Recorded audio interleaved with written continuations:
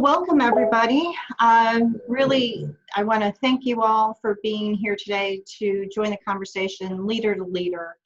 And it is absolutely my honor to be the facilitator of a conversation that we are going to talk about leading not only during the time of COVID-19, but really what leadership skills and what we can learn during this time.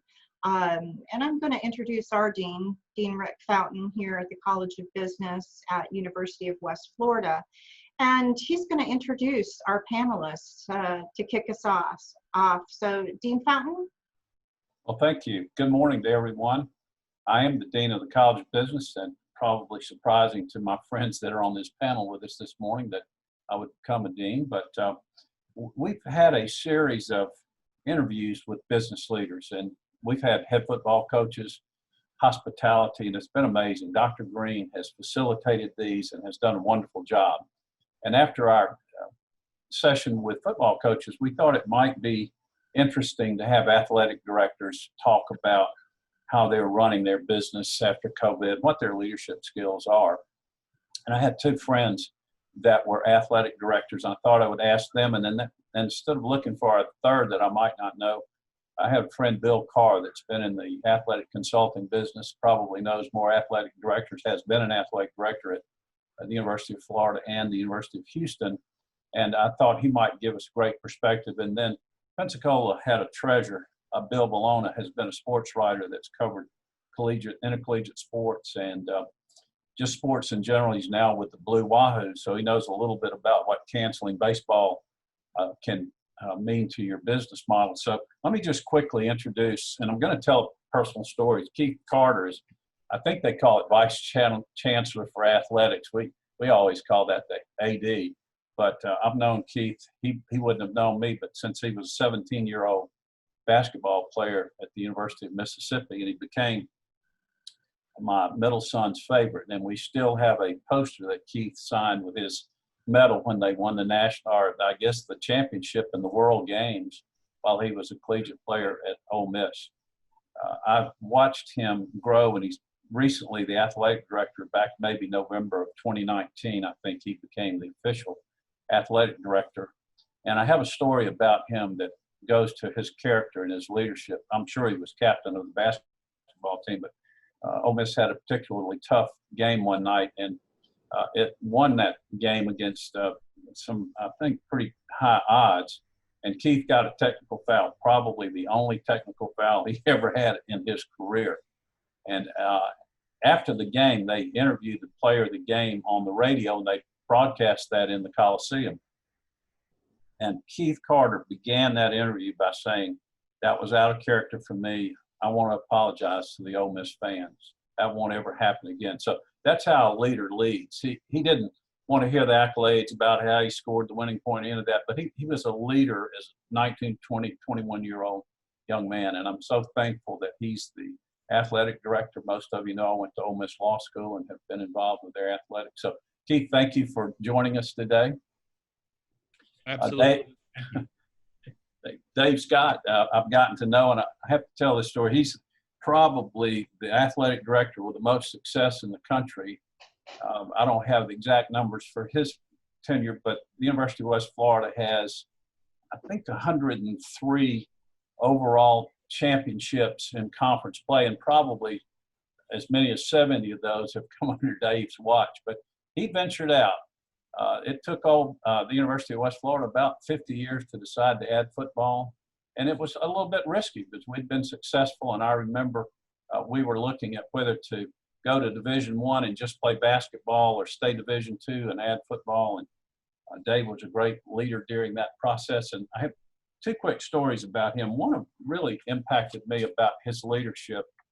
During the dean search, there was an opportunity for the university community to meet with and ask the candidates questions. And the candidates were on campus on different days. And I looked up and I saw Dave Scott. And I thought, well, I was very flattered that he took time to come and see my presentation.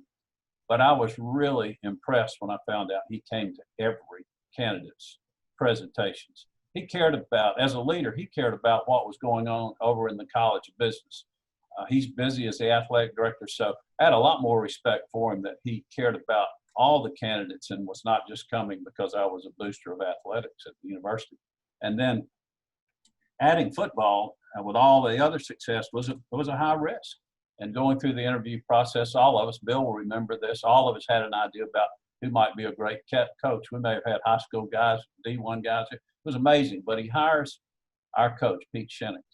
And I remember the interview when they were asking him about how he selected them. And he went through a process. But at the end of it, he said he had shown him a model helmet. We did not have football equipment then. And he said at the end, Pete asked him if he could take the helmet with him. And he said, I knew I had my man then. So leadership involves that quality of being intuitive. And with his track record, Dave Scott is one of the outstanding athletic directors in this country. So Dave, thank you for joining us today. Thank you, Bill. Thank you, Rick. A long introduction. Bill Carr was my hero as a ninth grader at Brentwood. He had played at Brentwood. He was a few years ahead of me. I wanted to be like Bill Carr because he stood for everything that was right at Pensacola High. Pensacola High's probably had 50 All-Americans and honorable mention, but they've only had one first-team All-American that also became a first-team All-American in college, and that's Bill Carr. Bill Carr was outstanding.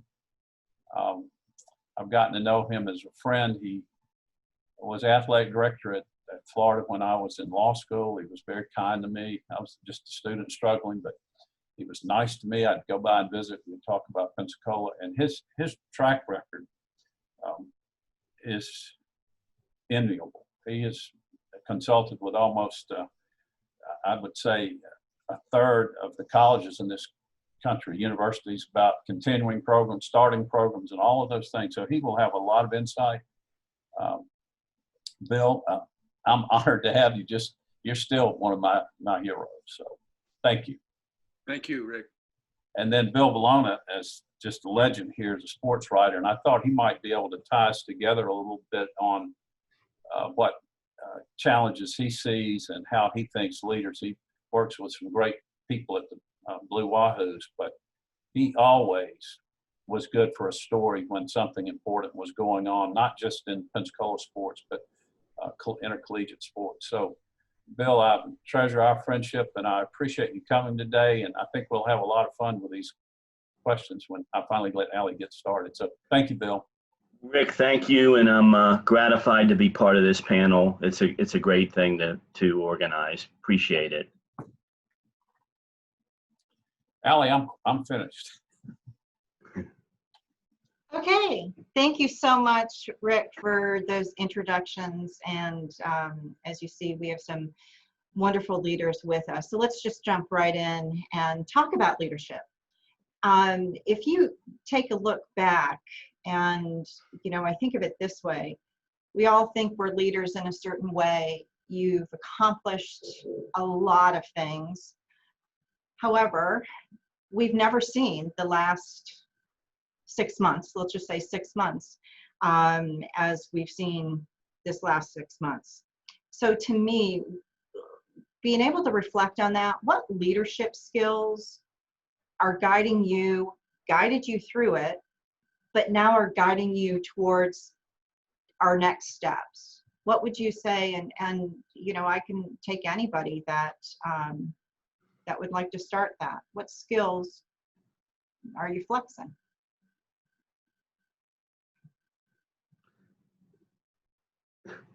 I'll start. I'll go ahead, Keith. Well, I think, that's such a great question. Leadership in any scenario is hard and is challenging. But I think what's happened in the last, 4 to 6 months is something that none of us could have ever, foreseen or thought could happen. Just some of the situations that we're dealing with. I think one of the things that I've learned, over the past few months is that is just persistence. Because I think that, you get up every day and you kind of have a plan of what you think that day is going to bring. And then we've seen just how fluid this situation has been. And so just being persistent and not getting discouraged. I think it's easy when you're trying to plan for so many different scenarios of which none may be the correct scenario. You're not sure. And trying to, one, keep yourself motivated, but then keep your staff motivated. People are working crazy hours, our medical staff, our facility staff, just so many, our budget, our CFO has just been, we've been working through these budgets to end the current fiscal year and start the next fiscal year. And again, just with so many scenarios that we don't have an answer for. So just trying to keep the morale going in the right direction. And ultimately, again, just being persistent and consistent. I think that's so important in a time like this, that you got to just keep going. And even though, you're not working with all of the facts and all of the information that you probably need, but just continuing to come to work every day and have a great attitude and really just lead by example from that standpoint. Because what I've seen with our staff is it's been really hard. It's been really challenging, trying to work through some of these things. And, for example, our medical people who, put together just a great plan to bring our student athletes back on June 1st. And so we start bringing them back. We do our testing, and we knew we would have some positive COVID cases, and we did. But what's happened in the past week or so is a lot of our student athletes are being social outside of our buildings. And, we feel like we have a great plan inside of our buildings, but we can't really, tell them what to do or how to act when they're on their own. And so some of our cases have spiked. And so, our medical people are just pulling their hair out in some ways, because we have this great plan.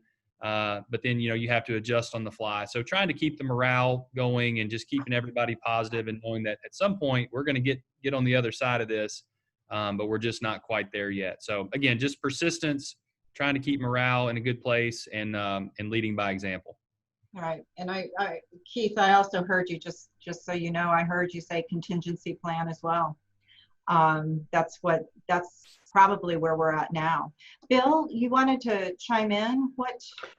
Yeah, I think all of us, when you get into the sports business, and no matter whether you're a coach, you're an administrator, you're an athlete, or you're working in some realm of sports, sports is ever changing, no matter what sport it is. I think that's the beauty of sports. So I think all of us probably have had a lot of experience being able to adjust fast. Things are going to happen you didn't plan for. Obviously, this is a once and forever moment that we're living through, but I just think being able to have that experience that we probably have had in adjusting to things, whatever realm you're in, has been beneficial. And you also just have to, I think, keep perspective that you try to do the best you can every day under the circumstances. I know our team owner, Quinn Studer, is a very special person, a very great business person, and he's sort of been a role model for everyone in that realm. But I just think that all of us are used to having to make changes in the way we work. Nothing is ever normal at any point, sometimes in sports. Yeah. And I have to say, so my background's a hospitality background, very similar, 24/7. And when you get used to that, and especially looking at all of you and the positions that you hold, then you have those skills kick in automatically, but then you're able to change and shift a little bit as we go through, like he said. Dave, for you? Yeah, I tend to be a very numbers kind of guy, make a lot of lists, do those kind of things. So for me, when I heard the question, I think of three things. One, communication. I mean, always important, but especially now, all the way through your organization, making sure that you're reaching out and touching those and that they're touching right on the way down through the organization. I think our president, Dr. Saunders, at one point said, if you're not, putting information out there, then disinformation tends to flow.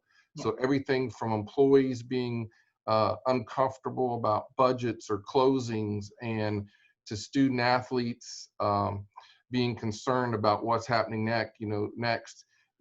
Communicating, so important, and various platforms of doing that. Next for me was connection, sort of the similar, but trust.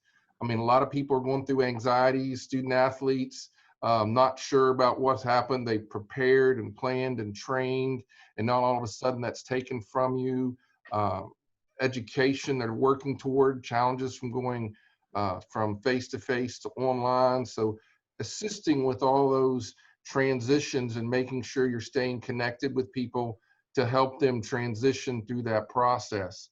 And then lastly, and Keith sort of mentioned this, but positive focus, vision. I mean, one of the things that we continue to tell not only our staff, you try to hire great people to create a great organization to work toward a common goal.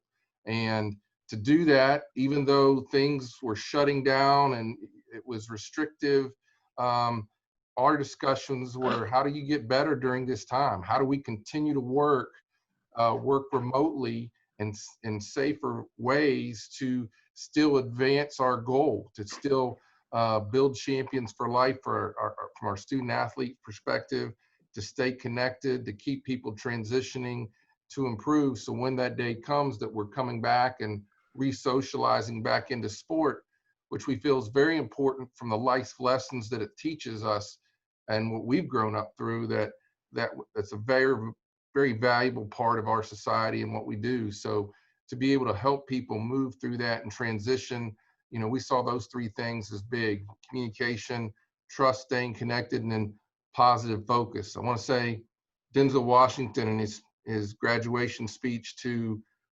University of Pennsylvania talked about falling forward. Keith talked a lot about different plans, different transitions. I feel like we've been through plan 136 of moving forward. I feel like the guy that comes to work one day and you're told to move a stack of bricks over here to the right.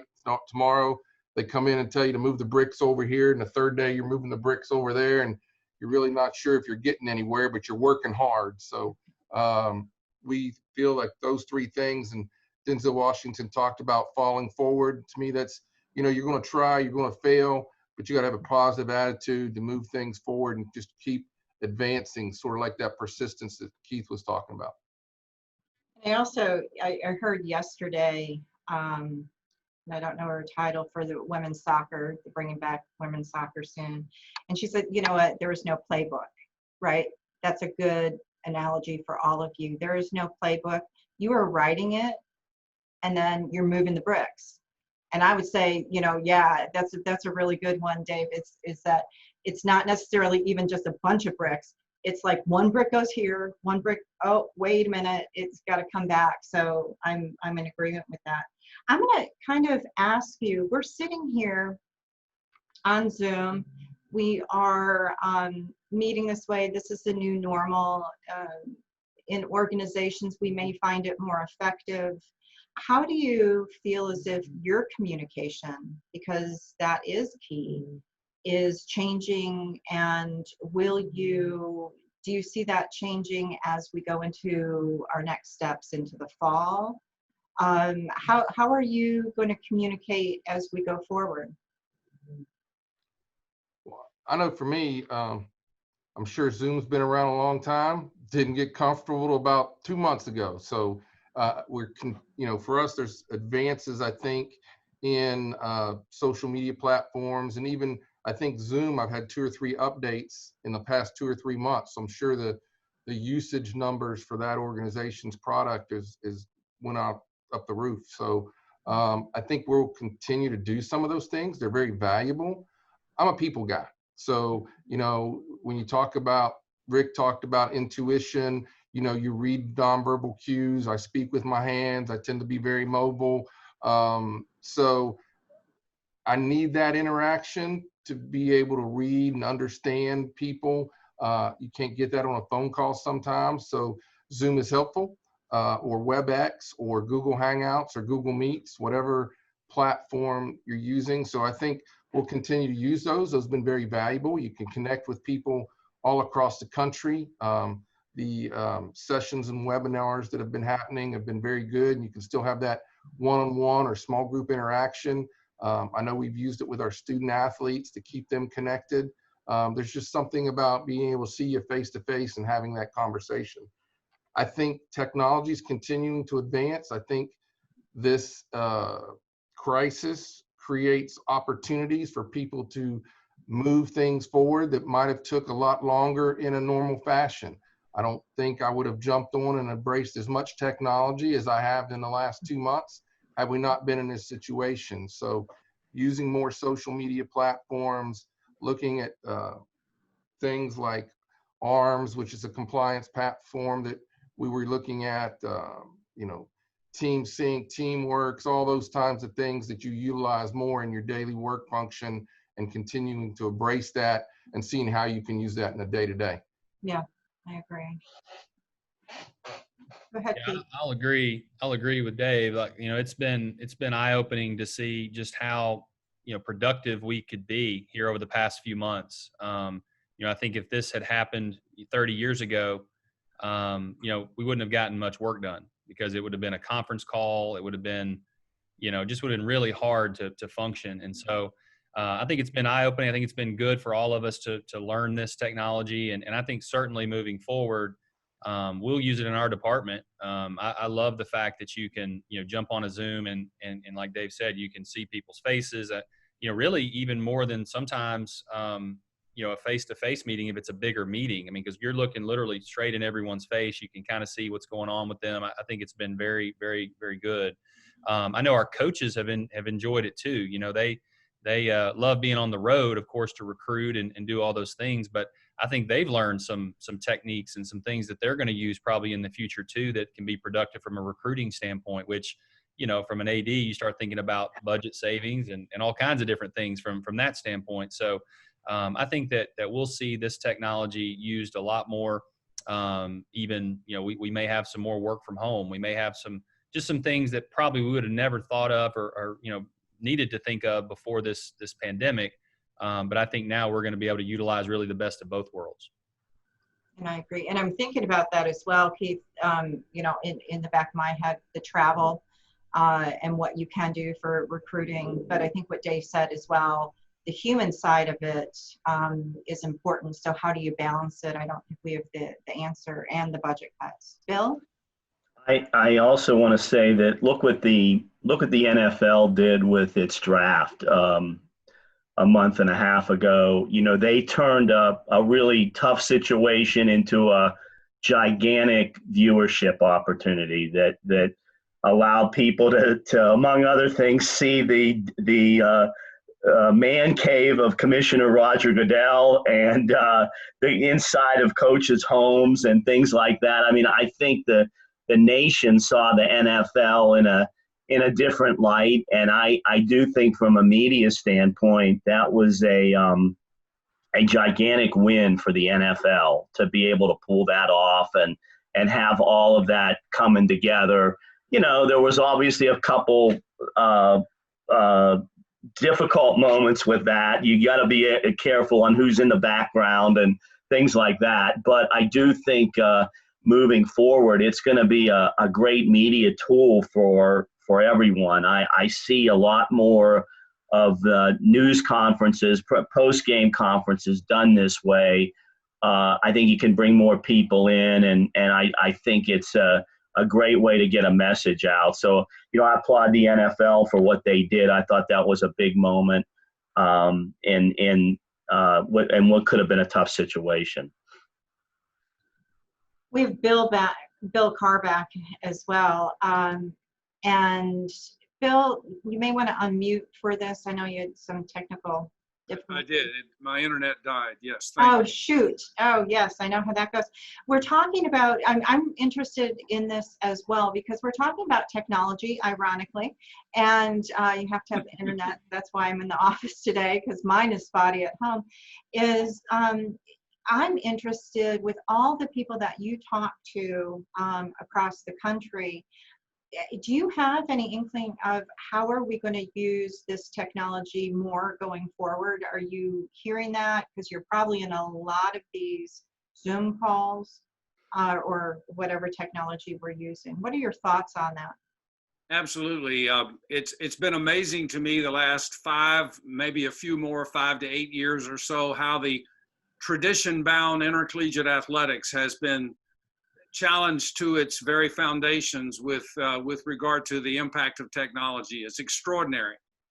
We've always, as an industry, going back more time than I care to admit, but Rick Fountain can attest to, the resistance to any change in any form whatsoever has been entirely consistent. But the competitive edge that you can gain, the benefits, the economies, as well as the effectiveness that can be there with technology, has pushed itself inextricably upon the intercollegiate athletic enterprise, and it's here forever and will only increase. There are certain economies of scale that can be gained. There's a competitive edge. Virtual reality, for example, I think is something that has been phenomenal. Last year's World Series champion Vanderbilt was because of virtual reality and the effect upon their ace pitcher, him developing that third pitch in his repertoire that manifested itself in the World Series. That's how they won the championship, was simply the opportunity to see those improvements occur. So it's here forever, and we should get used to it. One of the greatest challenges that administrators face today, I think, is setting up a system whereby you can go from awareness about new opportunities to implementation of those, and trying to sort through all of that activity and bring it to bear on your program in a form and in a fashion that you can afford and that is appropriate for where you are. Now I have to, and I'm going to kind of go off of that with one of the things that I keep hearing each one of you talk about is a plan, is going by the plan, and having the team around you being on the same page, and doing actually management things that have to be done with the team. And this is something new that I think we're all, if we're going to brush off our plans, whether it's in a college, whether it's a standalone, to figure out the best technology and how everybody can go across that platform on that technology, because there are so many out there. I think that's one thing that's lacking. So Bill, you're absolutely right, is do you have a plan for that? Does everybody know about the different technologies? Is everybody comfortable with it? Because not all of us are good with going from, the Google Meet to Zoom, and then you're talking about virtual reality and all of that. So I think that's all coming back in as we surface to really write your plans as leaders to include the technology. So that's thank you for that. So let's talk about the fall. Let me just go right there. I don't want to know your specific plans. This is not the forum to do that. But with all of you here, because we have a lot of differences, you're looking at collegiate athletics in different ways. You're hearing a lot of different things as far as what's happening to the fall, because athletics is big. It's a big moneymaker, and it's not just athletics as we think of it. It is the surrounding economies. Your hotels are wondering what's going to happen. Your restaurants are wondering, because they've had a hard hit during this time. They're wondering, we're wondering about how, for us, how is football coming back to the Blue Wahoos Stadium, right? Are we going to play some baseball games down there as well? At one time, I know we were doing. So can we talk about, in just generalities, in your business, what is fall looking like? Who would like to start? Keith, you want to go ahead first? Yeah, I'll kick it off. Not that we have any answers. I think for us, again, we're just going through a lot of different scenarios. I think for us, the big first step was, again, getting our student athletes back to campus, finding a way to get them back in our facilities. They've started voluntary workouts. We saw the NCAA put out some guidance this week as far as when, official practice can start and coaches can kind of get their hands on the student athletes, that type of thing. So we're excited about that, but obviously we're still working through testing and quarantine and contact tracing and a lot of things that we're all kind of concerned with. But as far as the fall goes, I think for us, we're really diving into that now, what our stadium could potentially look like. We're actually working off of a 50% capacity. You have to just kind of put your foot on base somewhere to start planning. For us, that's not a great financial model for us, honestly. But we're trying to figure out ways to make that work. Obviously, we're working with our local and state, governments to kind of figure out what the guidelines are going to be. And, in the state of Texas, their governor came out and said you can have 50% capacity in stadiums, but you still have to have 6 feet apart of social distancing. So in essence, you can't really fit 50% of a stadium. So there's just so many different angles and layers to it. Another thing that we're talking about here at Ole Miss, and which makes our game day and our game atmosphere so special, is the Grove, and that's where our tailgating happens. And I probably had just as many questions from fans and donors about the Grove as I have about the stadium. And so that's another kind of ancillary piece that we're looking into and what that looks like. And is there a way you can monitor the Grove similar to the way you monitor the stadium? I'm not sure that there is. So just a lot of different balls in the air. And, again, I think every day we're hoping that the guidance becomes more clear. And it's such a catch-22 because you want to make decisions, but you also want to wait for more information. And so that's kind of that constant battle that you're fighting in that, again, that catch-22. But, I guess to kind of go back to where I started, if any of you have any other answers, I'd be very happy to listen because it's very complex. It is. Dave, how's it here? Yeah, very similar to Keith, just on a different scale. Our focus right now has been about bringing our student athletes back and working through those processes. One of the things we've tried not to do, as leaders, you have to make decisions based on the information that you have. And what we've learned through this process, sometimes it's better to make that decision the last possible moment because the information is changing so often. We talk about pivoting all the time in our discussions, being prepared to pivot in a new direction based on new information that comes in recently. And that information changes daily and sometimes hourly. And some weeks it goes slow and some weeks it comes in really fast. So we're looking to prepare for different scenarios for the fall. We hope to have fans. We hope to be in Blue Wahoo Stadium. We fortunately have lost a couple of football games and had to replace those quickly. And in the end, we end up we'll play the 2017 and 2018 national champions. So we have a great home schedule.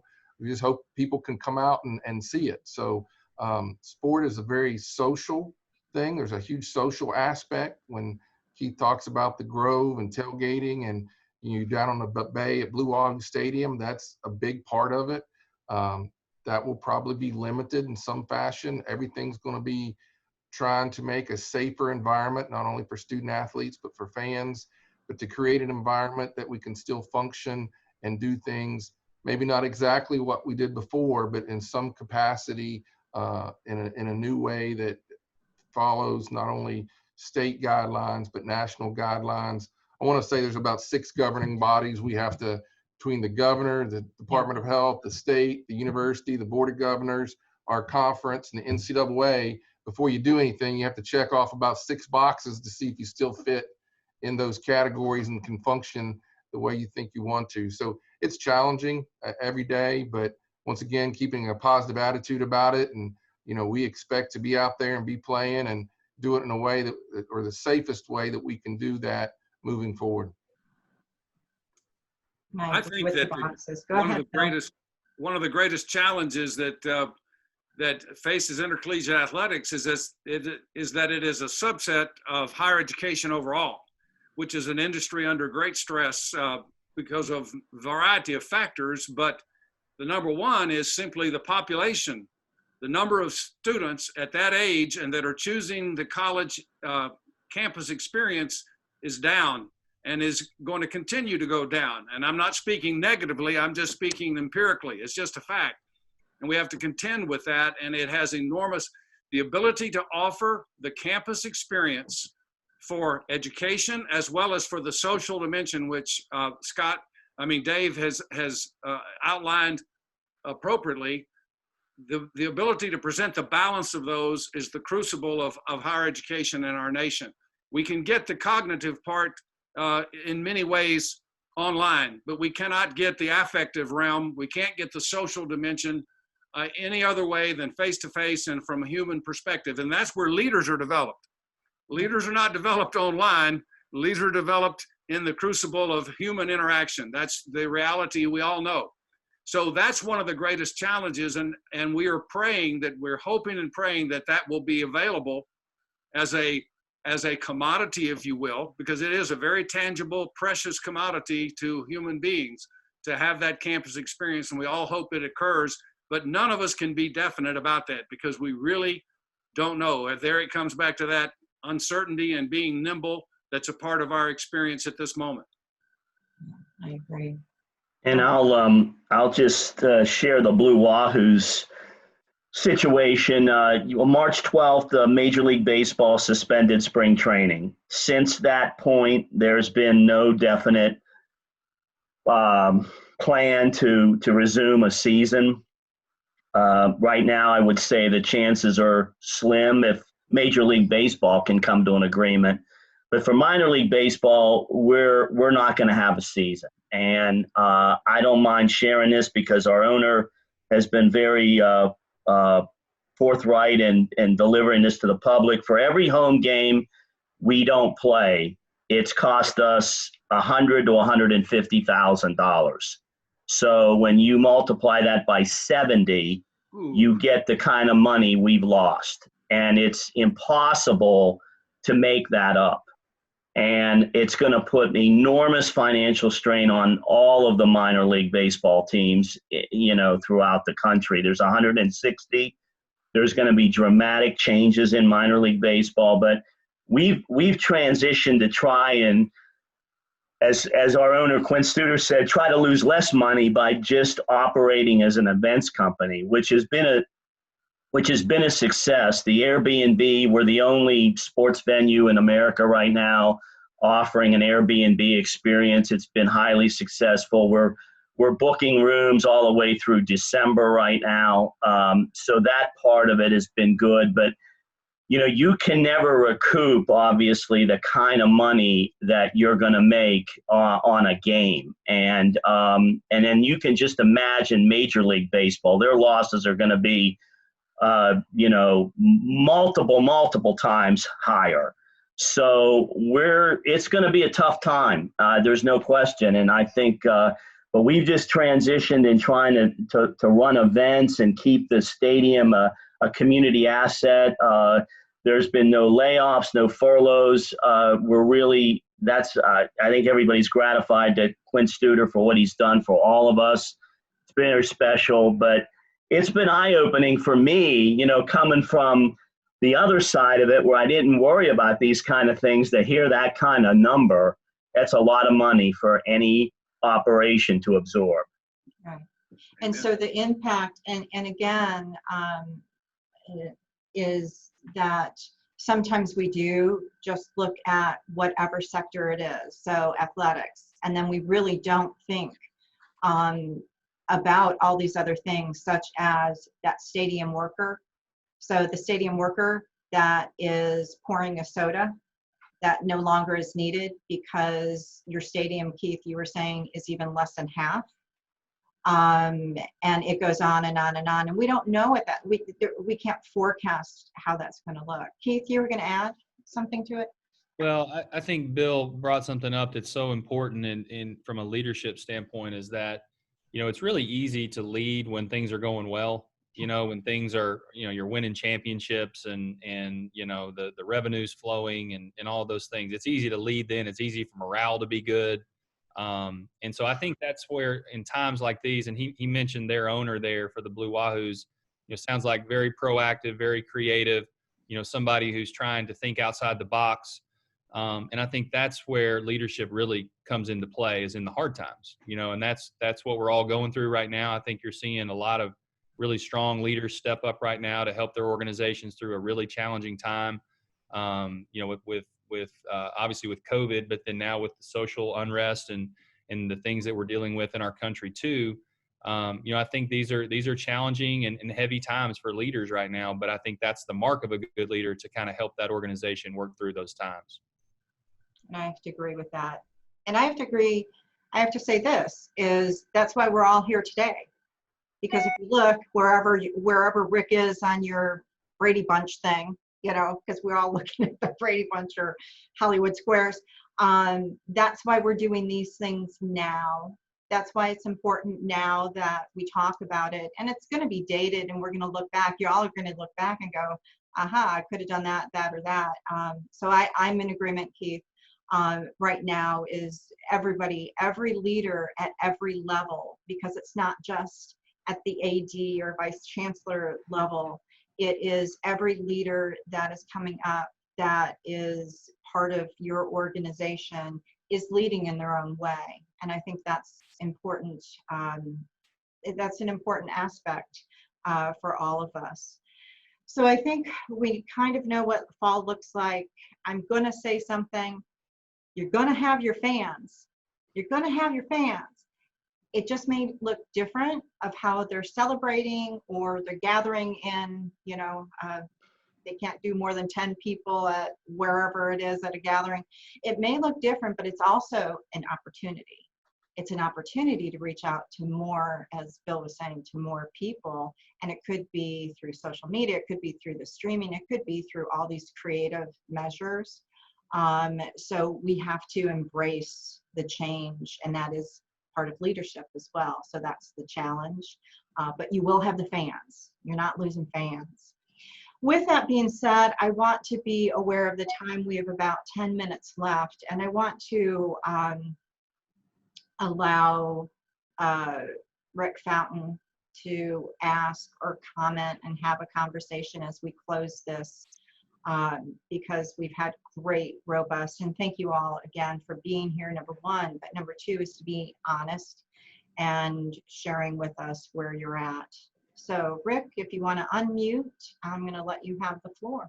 Thank you. I would like to ask Bill Carr one quick question. You were off the air, off the call, when we went through the first question about some skills or what folks were doing for leadership. So how did you're running a business with a lot of employees, and your business depends on contracts with colleges about athletic programs. So how did you pivot, or how did you meet the unusual times? Bill, I would love to hear that.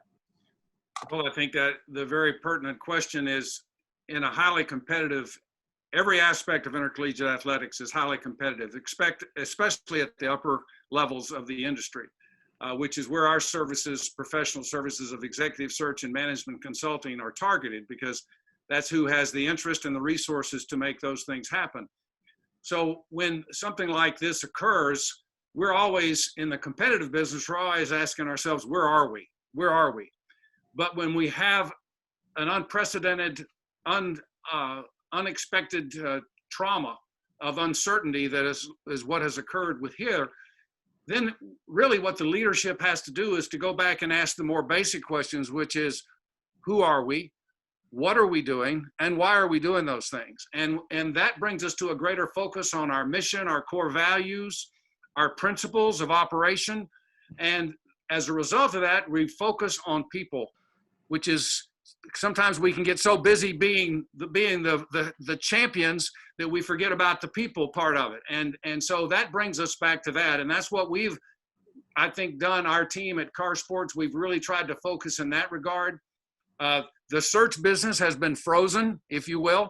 It's probably at a 20% level of volume compared to what it has been historically.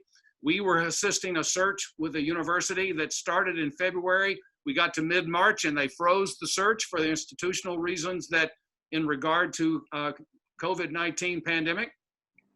And just recently they took the step, the institution made the decision that the interim person in the position of athletic director had demonstrated the competency and the skills, and so they anointed him in that regard. Keith has just gone through an activity like that, so he can understand and relate to that in many ways. And I think that that our client made a prudent decision, because he's a very capable young man. And in that regard, though, the industry, though, in reaction to your question, is you must focus again, especially on the human dimension, because at the end of the day, as a part of higher education, intercollegiate athletics is of, by, and for people, and the leadership they provide for our nation. And that's what we have to have as a paramount priority and outcome for this entire, every one of us is seeking for that human element, contributing in a major way to the excellence in our nation. And that's what we have to focus on. Thank you, Bill. I'm so taken by the commonality and the threads of what y'all are saying. And Keith talked about persistence, keep morale up, and lead by example. But he said something I want to focus on for just a second, adjust on the fly. And I don't want to get into the social issues, but COVID has been impacted, especially in Mississippi, with a lot of social issues with outside things. But I don't want you to comment on that. I wouldn't put you on the spot about that today because you've made public statements. But just give us an example of just adjusting on the fly. I'd love to hear that because we're going to look back at this as how we teach leadership going forward. So I'd love to hear a comment from you on that. Well, I think that, probably in my first 6 months on the job, that's probably been the theme, adjust on the fly. And, really 1 week onto the job, we had to make a change with our football coach. A hard conversation with a good friend of mine, Matt Luke, that, make that change. And then, the hard part about our business is you don't really have time for the emotional side of it. You got to move on and you got to hire a new coach. And so we hire a new coach. We have had to let our softball coach go, hire a new coach there, volleyball coach, hire a new coach there. Then COVID hits. And then obviously, everything that's happened over the past 3 or 4 weeks, in our country. And so I think that, leadership is about kind of situational leadership. It's about having a feel and that intuition that I believe you mentioned earlier is just, you've got to be able to come to work every day. And I think we probably all have the same story of, Dave mentioned he likes to make lists, but I would ask him how often he gets through that list every day. Probably not very often because of things that happen, Amen. And so, I just think being nimble and being able to pivot, I mean, those are all buzzwords that as an AD you use a lot. And, a specific example, I'm not sure, but I think we're all learning literally every single day with COVID-19 and everything we're dealing with there. It is a total adjust on the fly scenario and with real-time information. So I just think that's important. And then I think probably the most important thing for me has been having great people around me, people that are really, really good at their jobs, good at things that I'm not as good at, that complement me and the things that I do. And so I've been really proud and happy to work with our staff and the things they've been able to do over the past few months. Sorry, my light just went out. Go ahead, Rick. No, please go ahead. No, my light just went out, so it's like that's telling me it's time. Okay, Rick, keep going. Sorry. All right. Well, thank you, Keith. That was a great response. And Dave, you mentioned several things: communication, connection, positive focus, and connecting with students and all of their concerns. The football coaches talked a lot about that, but give us an example of where you felt like you were able to have a positive focus. Maybe it was a meeting with online or something, but share something with us about that positive focus. Yeah, I mean, at this time, and Bill sort of mentioned it, you start going back to what your mission is and what you're here for. And without sharing too privately, I mean, just student athletes start going through some things. Some don't have the best resources to go home to. You have a lot of NCAAs and restrictions and trying to just help them, if it's get a laptop to be able to go online. I mean, because you no longer can let them come to your academic center and work on computers here, and they might be in a community where they don't have access to certain things. So just having a heart to be able to reach out and help them in whatever their individual situation is. Mm-hmm. It's funny. I know there's people that probably think, hey, well, those sports are going on. What are you guys doing? You just probably playing golf every day and it's a lot of fun. I've been at work every day since COVID-19 happened. And, you know, I feel like I'm leaving the office too early sometimes because there's still many things to get done. And the Keith's question, I still got lists I'm working on from 8 years ago. So I just scratch things off and add things to it. But yeah, it's just, you know, but why I got in this business was I enjoy people. I enjoy working with people every day. Bill mentioned that this is a competitive business, and we are. I mean, if it's walking to a line on the sidewalk, you start walking faster because you want to beat the guy next to you. You just naturally competitive in what you do. So even if it's, I remember having a conversation with our office manager, and she was looking to do some things. And I'm like, well, what can you do to get better during this time? It's like, well, you know, there's this stack of work over here I've never been able to get to. I said, hey, let's focus on that. So at least you're knocking out during this period of time when you don't have travel to do. So, you know, what can we do to get better so that when we get back, we've put ourselves in a position to be more competitive, be better prepared, to be more successful. And I enjoy what I do. I mean, it's a passion. I think I've been at UWF for 30 years, so I've been blessed. The Lord has allowed me to grow up here. I feel like I started out as a young man and continued, and hopefully have more years ahead here. But it's just a lifelong passion to be able to work with individuals every day. As Keith said, you try to hire good people around you to make a great organization, because Lord knows there's a lot of them smarter than I am. So it's just getting them to come up with the ideas to move us forward. So, and we appreciate being here with the panel today. It's been a great share of ideas, and I followed Bill. Never really had the opportunity to meet him, but great career, and he does a lot of the great things in athletics. And Bill Vilona and Keith, known Bill Vilona for a long time, and Keith, we wish you the most success at Ole Miss. Yeah, I think we're real short on time, but I do want to make one comment. Bill Carr missed when Bill Vilona was speaking, and he talks about one of the great things in sports is the ability to adjust. That's always been beneficial because it's changing.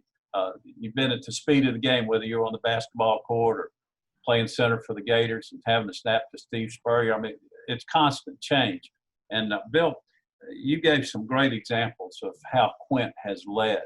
But any just thought on what you've picked up on that maybe from doing interviews and some of the articles you write, has there been one particular thing you've seen where, even though we're in constant change, that would have surprised you, someone's pivot during this time?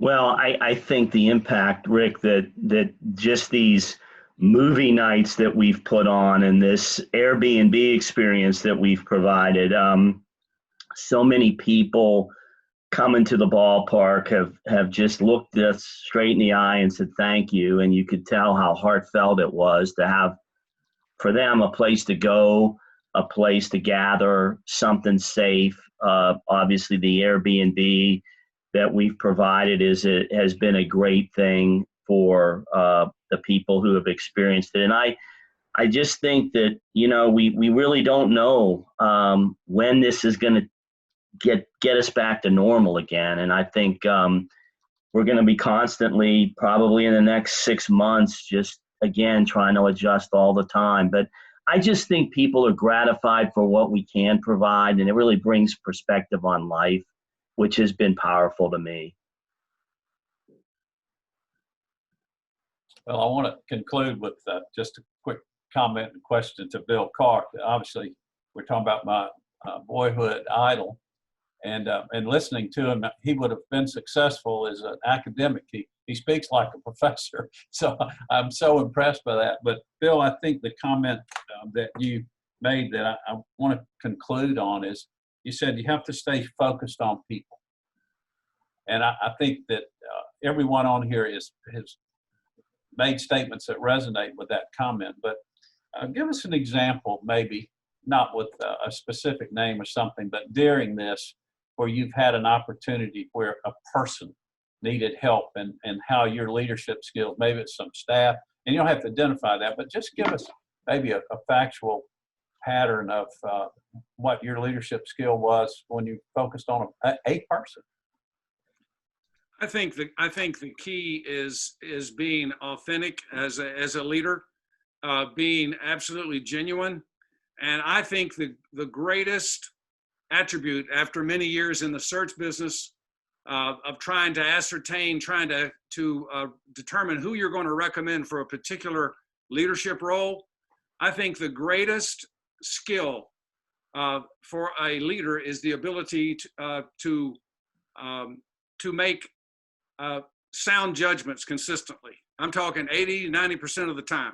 That's what you've got to be able to do, because if your decisions, if you're in a high level like an AD, like Keith sitting there at a Power 5 institution in the SEC, there are a lot of judgment calls he has to make. And the significance of the ability to do that is paramount. I mean, that is the number one thing he's got to be able to do. And so therefore, as a search consultant trying to sort through the candidates, and I have found that the commodity, if you will, the skill of the characteristic of earned respect. Who are the candidates that have literally earned the most respect from their contemporaries, from their superiors, their peers, and their subordinates?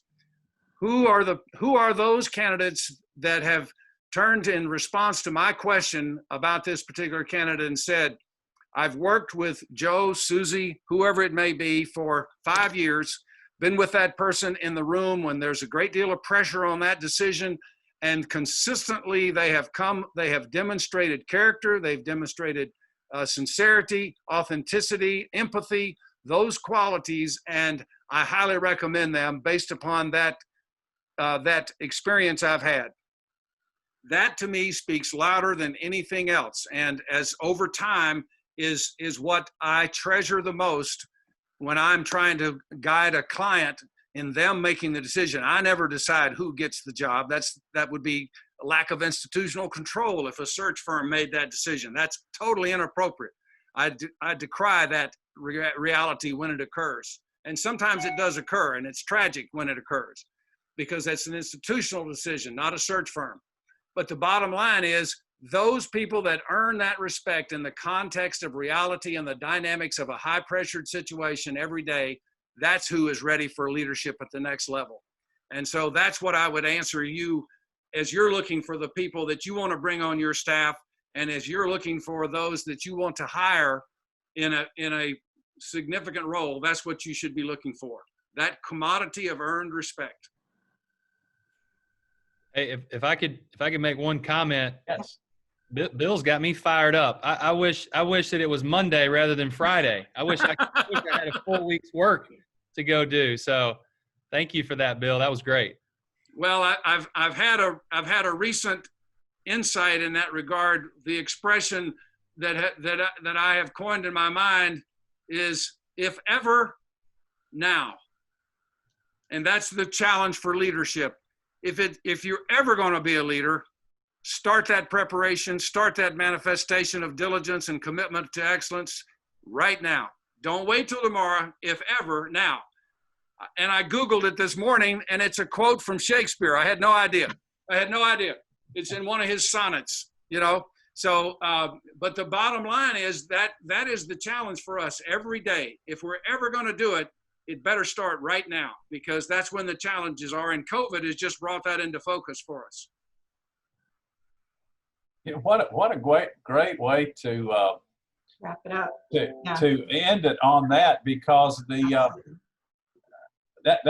are the times. So I don't have anything else. Dr. Green, why don't you wrap this up? I want to say thank you, though. Thank you to everyone for participating. And yes, thank you all for hanging on. I appreciate it. I know we're going to wrap it up now. And yes, Bill Carr, that is a great way to do that.